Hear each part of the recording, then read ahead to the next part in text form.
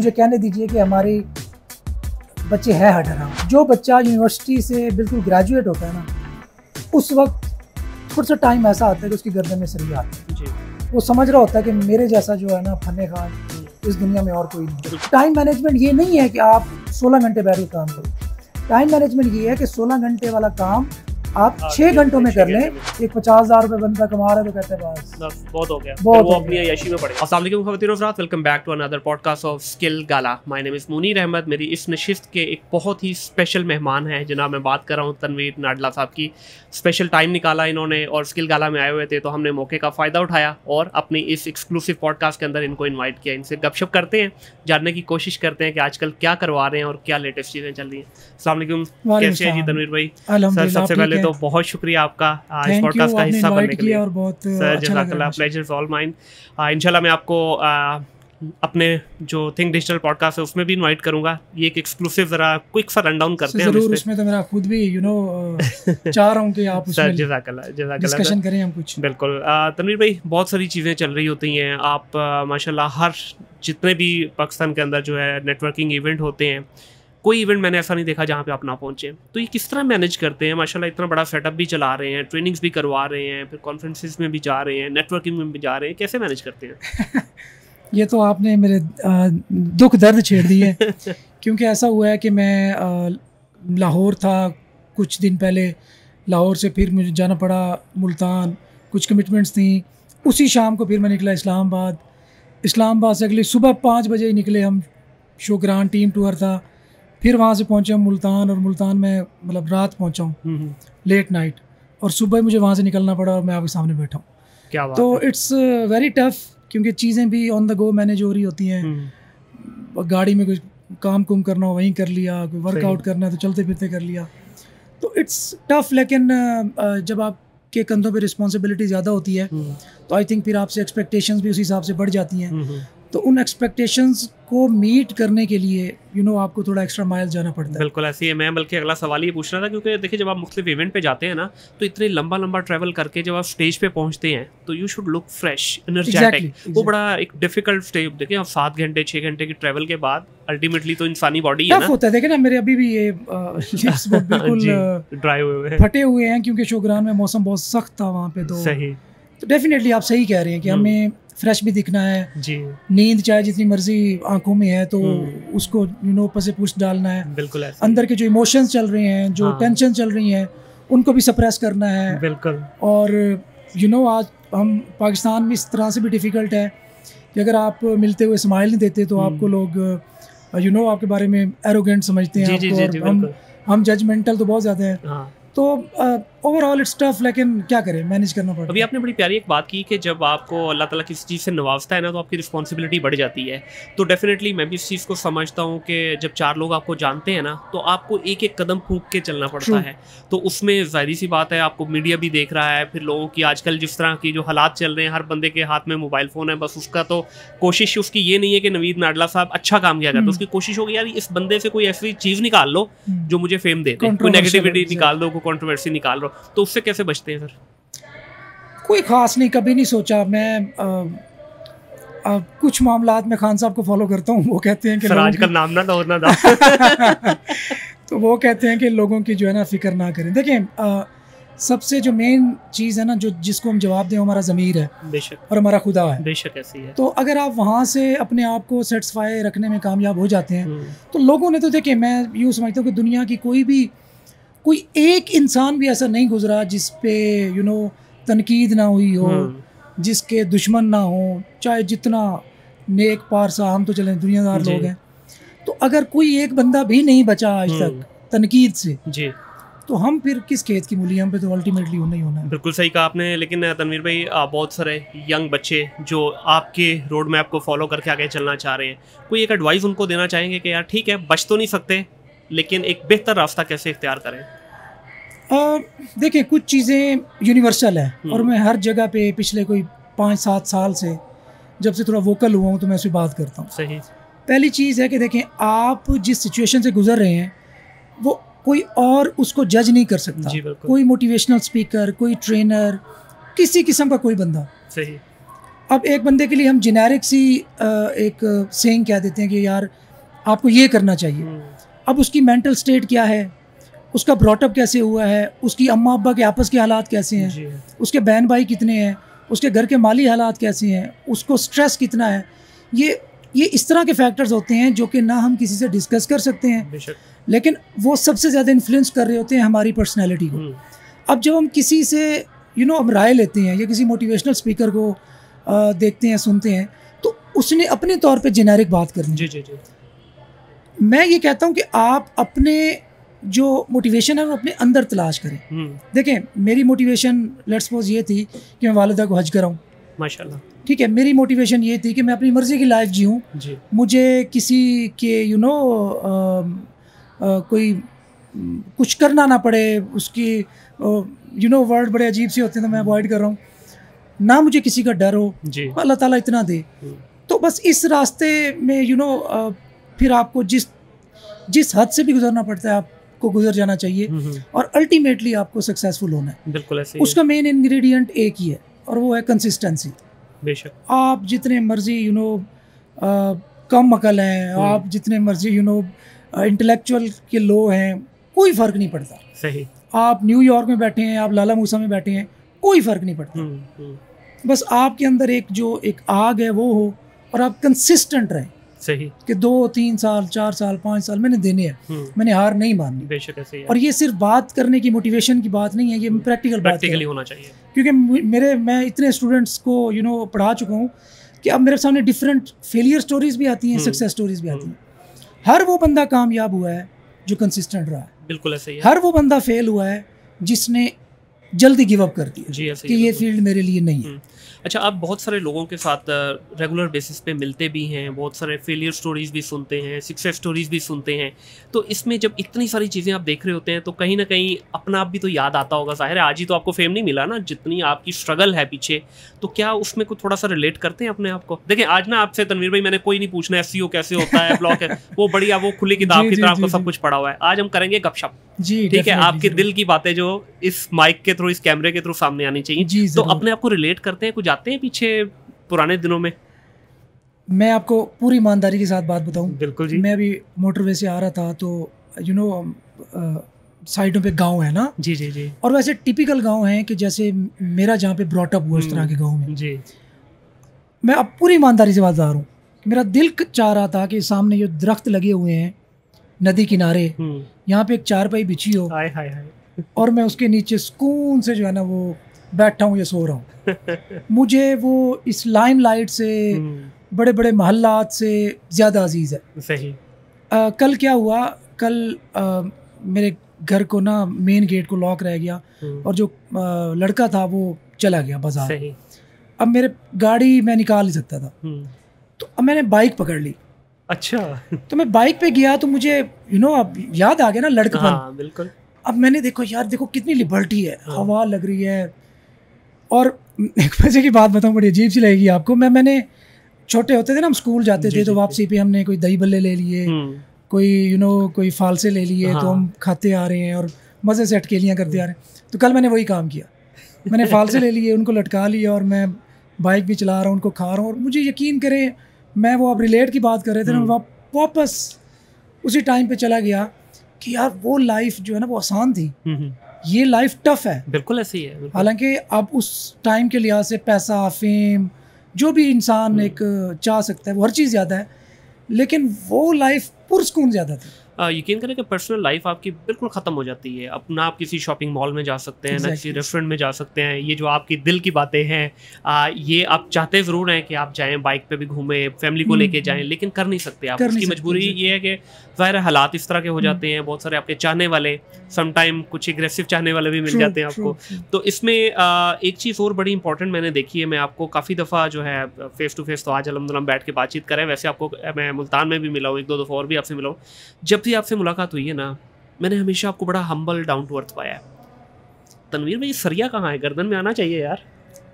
यार इसमें मेरा मानना ये है कि जिसको मर जाना हो उसे गरूर जेब नहीं देता।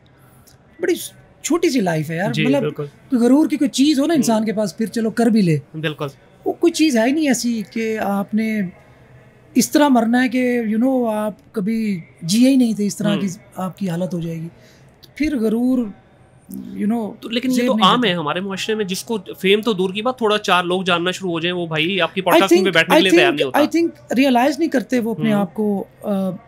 हर इंसान पे ये टाइम आता है, मैं उनको भी माइंड नहीं करता कि वो कोई बुरे लोग होते हैं, नहीं। मतलब मैं आपको बताऊं एक फेजेस, मैं आपको यूनिवर्सल चलें एक चीज़ बताता हूँ। जो बच्चा यूनिवर्सिटी से बिल्कुल ग्रेजुएट होता है ना, उस वक्त थोड़ा सा टाइम ऐसा आता है कि उसकी गर्दन में सरिया आता है जी। वो समझ रहा होता है कि मेरे जैसा जो है ना फन्ने खान इस दुनिया में और कोई नहीं। बिल्कुल। फिर वो मार्केट में जाता है, थोड़े धक्के खाता है, रियलाइज़ करता है चीज़ों को, अच्छा ये तो मैं कुछ और समझ के बैठा था। सही। फिर वो थोड़ा हम्बल होता है। फिर एक टाइम आता है कि इंसान को फेम मिलता है, पैसा मिलता है, फिर एक समझ आता है कि मैं तो बहुत अक्लमंद हूँ, मैं तो बड़ा तेज़ तरार हूँ, तभी तो मैं अहेड हूँ। तो इसमें मेरे ख्याल में जो पेरेंट्स की ब्रॉटअप होता है ना जी, वो मेन रोल प्ले करता है। बेशक। मुझे मेरे वालिद साहब ने, मैं कुछ लोग कहते हैं, अम्मी कहती हैं, मेरे आइडियल इस मामले वालिद साहब है। सही। उन्होंने ब्रॉटअप इस तरह किया है कि हमेशा मुझे कहते थे कि ठहर जाओ, रुक जाओ। बिल्कुल। कि आप मतलब मैं गया, आप 10,000 बंदा बैठा है, वो शोर कर रहा है हर तरफ से, उस्ताद जी, सर जी, मुर्शिद की आवाज़ें आ रही हैं। तो इंसान है, एक टाइम आता है कि बंदा थोड़ा कड़ फील करता है। फिर मुझे उनकी बात याद आ जाती है, कहते हैं रुक जाओ। सही। तो फिर मैं थोड़ा ब्रेक लगा लेता हूँ, अपने आप को रोक लेता हूँ कि नहीं यार, इधर ही हमने जो है ना वापस भी जाना है। बिल्कुल ऐसे ही है, क्योंकि देखिए अल्टीमेटली ये जितना फेम है, सब कुछ है, वो कहते हैं ना इज्जत, दौलत, शोहरत और लड़की, ये 4 चीज़ें ऐसी हैं कि दुनिया के बड़े बड़े वली भी इनको जो है ना मैनेज नहीं कर पाए। तो ये आज है, कल नहीं है। लेकिन जिनकी वजह से है, आपने अगर उन्हीं की रिस्पेक्ट नहीं करनी, तो मेरा ख्याल है इसमें रीज़न भी यही है कि मुझे, मेरे सामने ऐसी बहुत सी एग्जांपल्स हैं प्रैक्टिकल। मेरे एक रिलेटिव थे, अब कोई पहचान ना ले इसलिए मैं जेनेरिक वर्ड यूज़ कर रहा हूँ। एक रिलेटिव थे, एक टाइम था उनका, एक दौर था, मैं छोटा था। यकीन करें, जिस तरह कहते हैं ना कि किसी से पूछ के सूरज गरूब होता है, तो he was that kind of personality. सही। एक टाइम आया, मैं क्या जिक्र करूं कि बहुत अजीब सूरत हाल मुझे देखने को मिली। फिर जब उनकी आगे औलादें थी, उनको मैंने देखा कि वो जिस जगह पे उनके वालिद साहब से सूरज पूछ के गरूब होता था, वहीं पे वो अजनबी हो गए। वो वहीं से समझ लें कि एक, जिस तरह बंदा कहता है ना कि भागने की कोशिश करता है, इस तरह की मेरे सामने दर्जनों प्रैक्टिकल एग्जांपल्स हैं जो मुझे हम्बल रखती हैं कि भाई कुछ नहीं, टाइम जो है ना वो किसी का नहीं है। बिल्कुल ऐसी है, निज़ाम कुदरत है, और आप जितना हम्बल रहेंगे, जितना आजिज़ी से चलेंगे, उतना ही शायद अल्लाह ताला आपको नवाजता भी है। अच्छा, इसमें सर मैं थोड़ा सा आपसे जानना चाहूँगा, मैंने शुरू में जिस तरह बात की कि आप मल्टीपल जगहों पे जाते भी हैं, टाइम को किस तरह से मैनेज करते हैं, ये जो आपने आंसर इसका करना है ना, ये खुदारा हमारे यंग बच्चे सुन लें, ये एक ऐसी चीज़ मैं पूछने लगा हूँ जिससे पूरी कौम 25 करोड़ की 25 करोड़ आवाम भाग रही है, ये है टाइम मैनेजमेंट। क्या समझते हैं, क्योंकि मेरी लाइफ में जितना मैंने स्टडी किया है, जितना खुद भी प्रैक्टिकली देखा है, किसी कामयाब इंसान को उठा के देख लें, एक चीज़ कॉमन मिलेगी तनवीर भाई, वो है वक्त की कदर, टाइम मैनेजमेंट। आप इसके ऊपर क्या कहना चाहेंगे, हमारे ये जो यंग बच्चे सुन रहे हैं? मैं इसको यूँ कहूँगा कि सिर्फ टाइम मैनेजमेंट नहीं, लाइफ को ओवरऑल ऑप्टिमाइजेशन। जी बिल्कुल, कि हम अपनी लाइफ को ऑप्टिमाइज नहीं करते। ऑप्टिमाइजेशन में मेन हर्डल है रिसर्च ना होने का, कि मुझे अगर एक काम करना है और मैं वो खुद उसका सोल्यूशन फाइंड आउट कर सकता हूँ, मैं नहीं करूँगा, मैं अगला दिन होने का वेट करूँगा कि मैं अपने उस्ताद के पास जाऊँ और उनसे पूछूँ कि ये मसला क्या था। सही। कामयाबी का एक बेसिक रूल रिसर्च भी है। जो आपको बच्चे ऐसे मिलेंगे जिनके ना थोड़ा, जिन्हें कहते हैं कीड़ा होता है, कि वो पंगे लेते हैं, नई नई चीज़ें फाइंड आउट करते हैं, चीज़ों का सलूशन ढूंढते हैं जी, वो बच्चे आपको अल्टीमेटली कामयाब होते नज़र आएंगे। बिल्कुल। जो डम होते हैं, मतलब उन्होंने एक छोटा सा मसला आ गया है तो उन्होंने सर पे सवार कर लेना है, उन्होंने बजाय इसके कि उस मसले का सलूशन ढूंढे, उस पर गिव अप कर दिया। बिल्कुल। कि नहीं, ये काम तो हो ही नहीं सकता, वो लोग पीछे रह जाते हैं। सही। तो टाइम मैनेजमेंट इस लिहाज से इम्पॉर्टेंट है कि उस टाइम के अंदर जो काम कर रहे हैं उसको ऑप्टिमाइज करें जी। देन आप मिसाल मैं आपको एग्जांपल दे दूं कि एक जूम अकाउंट है, कल एक सही। बच्चे को इशू आ रहा था हमारा ना कि जूम को स्विच अकाउंट कैसे करना है। ठीक है। अब उसने डायरेक्टली मुझे कहा सर ये जूम अकाउंट स्विच नहीं हो रहा। मैंने कहा यार ये देखो ये तुम्हारे एरर कोड खड़ा ना, ये सामने एरर कोड आया हुआ है। हाँ, बिल्कुल। ये जूम ने बनाया ही तुम्हारे लिए है। हाँ। इस एरर कोड को कॉपी करो, राइट क्लिक करो, सर्च टू गूगल में डाल दो। एक क्लिक है। हाँ। दूसरा क्लिक तो आप करना ही नहीं पड़ता। दूसरे पेज पे जाए वो सोल्यूशन खड़ा था। तो बजाय इसके कि वो सोल्यूशन ढूंढे और अपने आने वाले दिनों को आसान करे जी, उसने क्या किया, उसने वहाँ पे गिव अप किया, एक बंदे का इंतज़ार किया, उससे मसला हल करवाया। अब उससे नुकसान क्या हुआ? मसला हल हो गया। नुकसान ये हुआ कि उसकी जो ट्रबल शूटिंग की सलाहियत है जी, वो शार्पन नहीं हुई। अगर आप अच्छे ट्रबल शूटर बन जाएं तो थोड़े टाइम में ज़्यादा काम कर सकते हैं। बिल्कुल ऐसे ही है। तो टाइम मैनेजमेंट ये नहीं है कि आप 16 घंटे बैठ के काम करें। टाइम मैनेजमेंट ये है कि 16 घंटे वाला काम आप 6 घंटों में कर लें और बाकी टाइम को आप अकॉर्डिंगली ऑप्टिमाइज करें। बिल्कुल ऐसे ही है। सेकंड चीज़ मैं इस मामले में कहूँगा कि वर्कआउट, हमारे यहाँ हेल्थ पे बहुत कंप्रोमाइज़ किया जाता है। बिल्कुल। हेल्थ पे कंप्रोमाइज़ ना करें, चाहे काम जहाँ मर्जी जाता है काम ना करें, कोई 1 रुपया नहीं आता ना है, हेल्थ पे कंप्रोमाइज़ ना करें। अच्छा, इससे अब आप एक सोच आएगी कि टाइम मैनेजमेंट का क्या ताल्लुक है जी। जब आप हेल्दी होंगे, आपका ब्रेन एट फुल पेस काम कर रहा होगा बिल्कुल, तो वो घंटे वाला काम आपको 10 मिनट में करके देगा। बिल्कुल ऐसे ही है। मोस्टली हमारे साथ ऐसा होता है, मेरे साथ ऐसा होता है, चले मैं यूँ कह लेता हूँ कि रात को मैं बैठा, मैं प्रोग्रामर रहा हूँ तो मैं उस लिहाज से रिलेट कर रहा हूँ कि एक सेमी कॉलन मिसिंग था, वो नज़र पे नहीं चढ़ रहा। क्यों?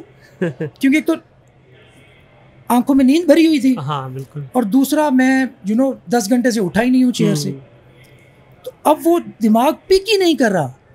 तो जब आप वर्कआउट करते हैं, अपने दिमाग को शार्पन करते हैं, तो वो जो छोटी छोटी चीज़ें हैं उनको जल्दी पिक कर लेते हैं। बिल्कुल ऐसे ही है। तो अल्टीमेटली टाइम आपका मैनेज हो जाता है, टाइम बच जाता है, दूसरी चीज़ों में आप इन्वेस्ट कर सकते हैं। बिल्कुल ऐसे ही है। तो टाइम मैनेजमेंट को ओवरऑल लाइफ की जो ऑप्टिमाइजेशन है उसके लिहाज से देखना चाहिए। बिल्कुल सही है। आपने कहीं ना कहीं चाहते हुए ना चाहते हुए एसईओ को डाल ही दिया, बीच में ऑप्टिमाइजेशन भी आ गया, अब कीवर्ड रह गया, कीवर्ड भी इंसर्ट करते हैं इसमें।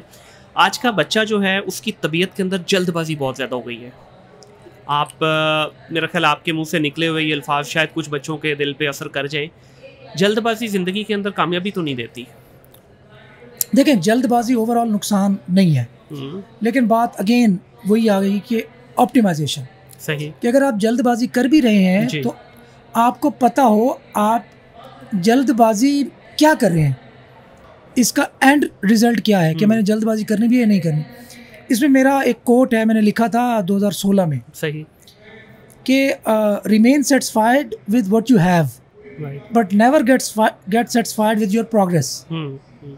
कि आपने अपने आप से तो इत्मीनान रखने का अल्लाह का शुक्र है, अल्लाह ताला ने जितना भी दिया अल्हम्दुलिल्लाह, लेकिन अपनी प्रोग्रेस से सेटिस्फाई नहीं होना, मंजिल आगे की देखते रहना। अच्छा, अब जब आप अपनी प्रोग्रेस सेटिस्फाई नहीं होंगे तो जो जल्दबाजी वाली आप बात करें खत्म हो जाएगी जी। क्यों? क्योंकि मैंने मंजिल का तयन किया ही नहीं। बिल्कुल ऐसे ही है। मैंने माइलस्टोन सेट कर दिए कि अब मैंने 1 लाख रुपए पर मंथ तक पहुंचना है। अच्छा जी, मैंने 1.5 लाख तक पहुंचना है। अच्छा, मैंने ये स्किल लर्न करनी है, इस स्किल की इतनी पीक तक जाना है जी। तो जब आप माइलस्टोन छोटे-छोटे सेट करेंगे तो फिर आपको जल्दबाजी करने की ज़रूरत नहीं पड़ेगी। सही। जल्दबाजी से मुराद मेरी यहाँ पे ये भी थी कि बहुत सारे बच्चे ना जो वो देखते हैं, जैसा तनवीर नाडला साहब जो है इतने मशहूर हो गए हैं। हाँ, देखें, बिल्कुल बहुत अच्छी बात की, सॉरी मैंने इंटरप्ट किया आपको। बैकग्राउंड जो है ना, ओवरनाइट सक्सेस डजंट एग्जिस्ट, ये मेरा कहना है। बिल्कुल। अब ये मैंने लिखा कि ओवरनाइट सक्सेस डजंट एग्जिस्ट। एक बच्चे का मुझे मैसेज आ गया, कहते हैं सर वो जो एक लड़की थी पार्टी हो रही है वो तो रातों रात वायरल हो गई। तो मैंने उन्हें कहा नहीं, वो इस तरह के 1000 स्टंट पहले कर चुकी है। बिल्कुल। वो 2000 मेरा ख्याल है 12 से कंटेंट क्रिएटर है वो। इसी तरह जुनैद अकरम की एक वीडियो वायरल हुई, फिर मैंने देखा वो 2011 से बेचारा मेहनतें कर रहा है। तो आपको कोई ऐसा बंदा नहीं मिलेगा कि वो कहे जी मुझे ओवरनाइट सक्सेस मिल गई, हो ही नहीं सकता। वो उन पंखों में पीछे लगा होता है। लेकिन अब देखिए, रूल है ना, एक नेचर का भी रूल है कि उसने आपको चांस देना है। बेशक। आप अपने टाइम का वेट करें, आपको चांस मिलेगा। मैं ना भी इसी चीज़ का नाम है कंसिस्टेंसी। सॉरी माफ, मैं इरफान जुनेजो की एक वीडियो देख रहा था, उसने बड़ी प्यारी बात की और मेरे दिल को लग गई। वो कहता है अल्लाह से ना एक दुआ किया करो कि या अल्लाह मुझे कभी ओवरनाइट सक्सेस ना दे। हाँ, उस पे एक्सप्लेन किया, वो कहता है भाई ओवरनाइट सक्सेस जो है ये पॉइजन है। कहता है मिल गई ना, उसको मेंटेन करना बहुत मुश्किल है। कहता है स्लो जाओगे ना, आपको पता होगा आप क्या कर रहे हो, आपकी पेस क्या है, कहाँ पहुंचना है, आपको आपकी मंजिल नजर आ रही होगी। तो ये बात बाकी बड़ी हकीकत है कि जो लगता है कि जी एक वीडियो से वायरल हो गए, एक कोट से वायरल हो गया, ऐसा नहीं। उसके पीछे उसकी हिस्ट्री देखे, कोई 10 साल होगा, कोई 8 साल होगा, कोई 5 साल होगा। तो हमारा बच्चा बस माजरत के साथ ये मोटिवेशनल स्पीकर ने भी थोड़ा खराब कर दिया है। सर मोटिवेशनल स्पीकर भी नहीं, मुझे कहने दीजिए कि हमारे बच्चे हैं हडराम। बेशक, इसमें तो मैं आपको बताऊं, हमारे यहाँ ये जो एप्स होती हैं ये डबल शाह वाली, जी जी जी मैं पिछले दिनों मुझे बता रहा हूँ कि तकरीबन 100 अरब रुपए सालाना, 100 अरब से भी ज़्यादा, ये कम फिगर में बता रहा हूँ, इस तरह की जो पॉन्जी स्कीम्स होती है ना, उनमें ये आवाम दे देती है। अल्लाह अकबर। जब स्किल सीखने की बारी आती है तो इनको 100 वरे का बुखार हो जाता है। हाँ। कहेंगे नहीं जी ये चाहिए, मुश्किल है, फिर मुझे ये बताएंगे इसका स्कोप क्या है, फिर इसका फ्यूचर क्या है, अच्छा फिर ये किया तो ये ना हो जाए, अच्छा ये तो कहा जा रहा है कि जिस तरह वो AI आने से SEO ख़त्म हो गई, अच्छा वो तो फोटोशॉप का AI वर्जन आ गया। मतलब बहाने ढूंढने, बिल्कुल ऐसे ही है कि अपनी नाकामी का किसी को दोषी करार दे सके। कभी कहेंगे AI की वजह से मैं कुछ नहीं कर सका, कभी कहेंगे मैं उस्ताद की वजह से कुछ नहीं कर सका, कभी कहेंगे मेरे घर के हालात ऐसे थे। तो ये बहाने हैं। AI ने तो जिंदगी आसान कर दी ना आपकी। देखिए एक जो अच्छा SEO वाला था उसकी तो जिंदगी आसान होगी यार, डेवलपर की जिंदगी आसान होगी। देखे ना, हाँ। पहिया आने से इंसानी जिंदगी में आसानी हुई कि बिल्कुल ऐसे ही है, या मुश्किल हुई, आसानी हुई ना। अब उससे पहले वो कह रहे होंगे घुड़सवार तो भाई वो तो भूखे मर गए, बेरोजगार हो गए। बिल्कुल ऐसा नहीं होता। जो भी टेक्नोलॉजी आती है वो हमारे फायदे के लिए आती है, हमारी आसानी के लिए आती है। बेशक ऐसे ही है।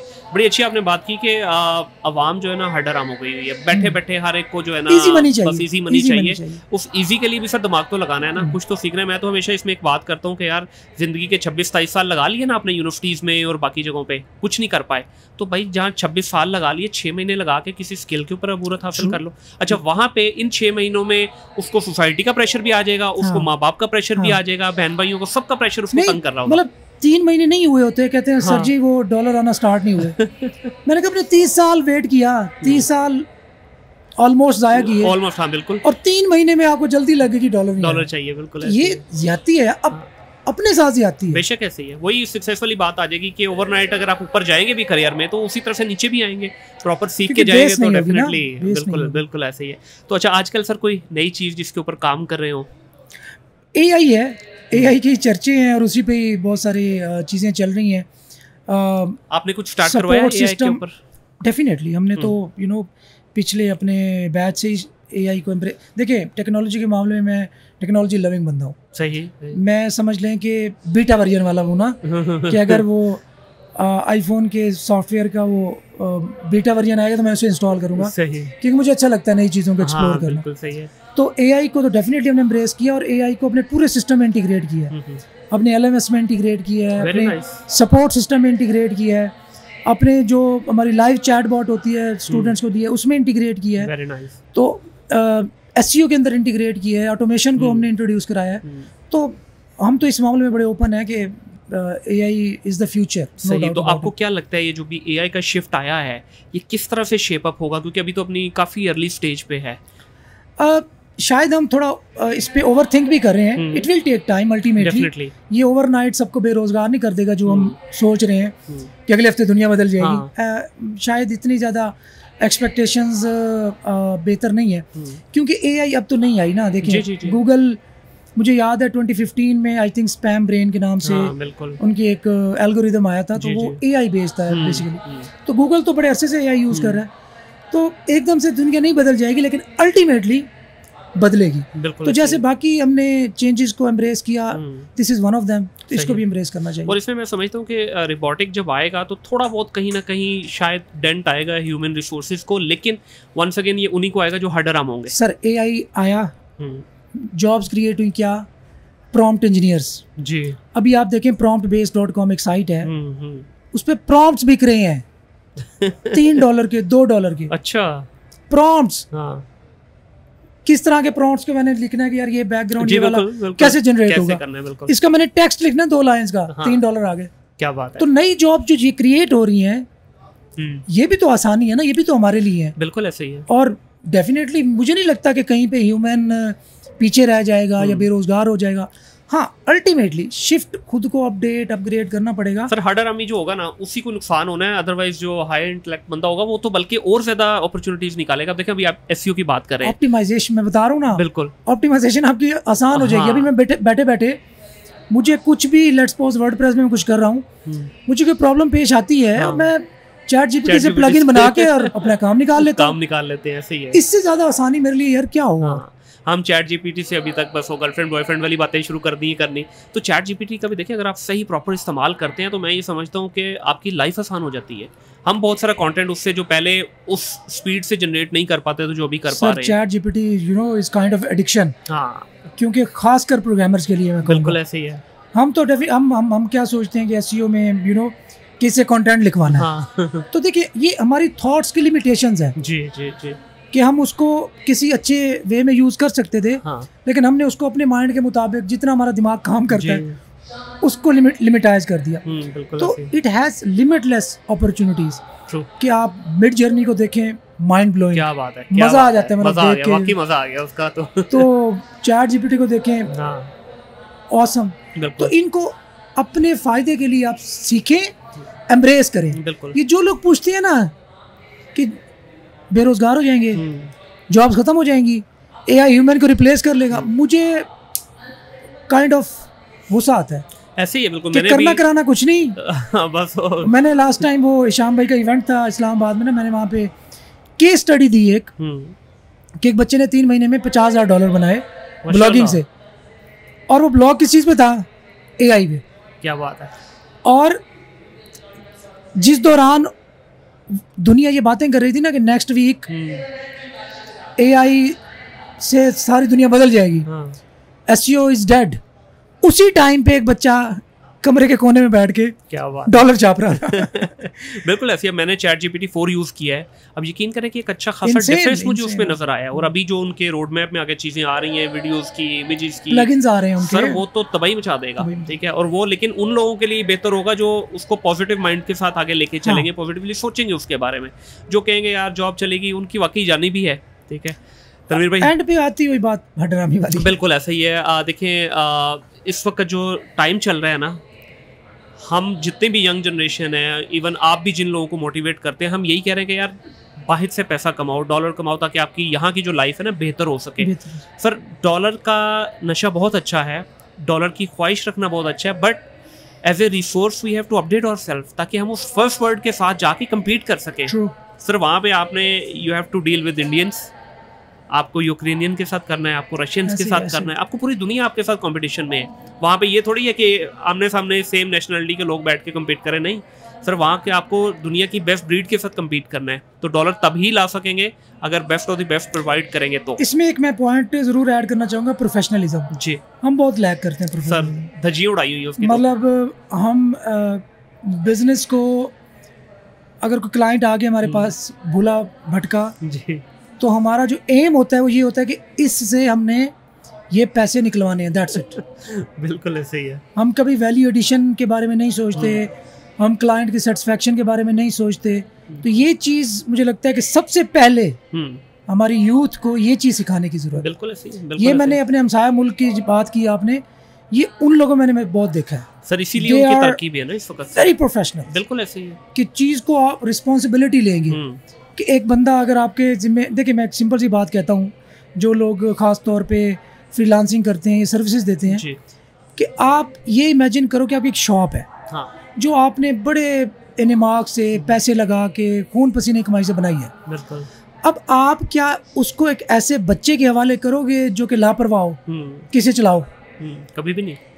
तो जो बंदा, क्लाइंट आपको पैसे दे रहा है और उस बेचारे ने इन्वेस्टमेंट की है और आप उसकी केयर ही नहीं कर रहे, आप कहते हैं मैं आज मेरी नानी बीमार थी, आज मेरा नाना फौत हो गया, आज मेरी बहन की शादी थी, इसलिए मैं काम नहीं कर सका जी, तो आप ज्यादती कर रहे हैं। बिल्कुल ऐसे आप प्रोफेशनलिज्म की धज्जियाँ उड़ा रहे हैं। बिल्कुल।